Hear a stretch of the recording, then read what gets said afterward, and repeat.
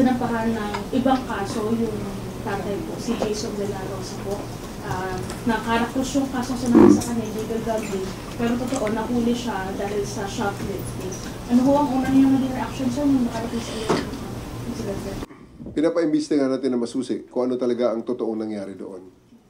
With that, actually, nagbigyan din ako ng guidance sa ating mga pulis kanina sa command conference. Sabi ko, sa ating law enforcement, kasi at the end of the day, parang ang lumalabas dito is, ang allegation na ang tao ay nahuli nag-shoplift sa 7-Eleven at pagkatapos ay it appears pinatawad ng 7-Eleven kaya wala na silang kaso. Tapos ang allegation is dahil wala ng kaso, kinasuhan na lang ng Caracruz.